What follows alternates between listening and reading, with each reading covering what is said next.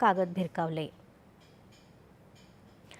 राजकीय क्षेत्रातला भ्रष्टाचार संपवण्यासाठीची पंतप्रधान नरेंद्र मोदी यांच्या कटिबद्धतेनुसार काल संसदेत घटना दुरुस्ती विधेयक सादर केलं गेलं, अशी माहिती गृहमंत्री अमित शहा यांनी समाजमाध्यमांवर दिली आहे। सार्वजनिक आयुष्यात कमी होत असलेल्या नैतिकतेची पातळी वाढवून राजकारणात शुचिता वाढवण्याचा या विधेयकाचा हेतू आहे, असं ते म्हणाले।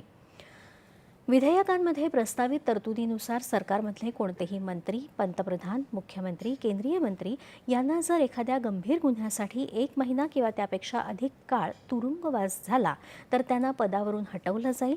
त्यांनी राजीनामा द्यावा किंवा त्यांना हटवण्याची शिफारस संबंधित सरकारकडे केली जावी, असंही या विधेयकात म्हटलं आहे।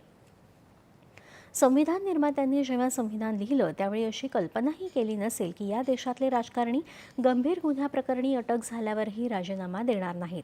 मात्र दुर्दैवानं सध्या देशात मुख्यमंत्री देखील राजीनामा न देता तुरुंगातून प्रशासन चालवत आहेत। हे अनैतिक असल्याचं शहा म्हणाले। जर नेत्यांना जामीन मिळाला तर ते पदावर राहू शकतात, मात्र महिनाभरात जामीन मिळाला नाही तर त्यांना ते पद सोडावं लागेल।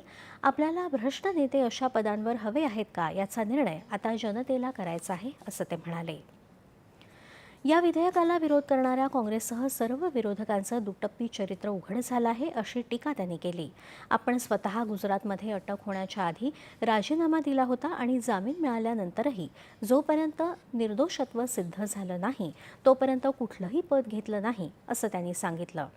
आरोपांवर राजीनामा देणाऱ्या अडवाणींचंही उदाहरण शहा यांनी दिलं आहे।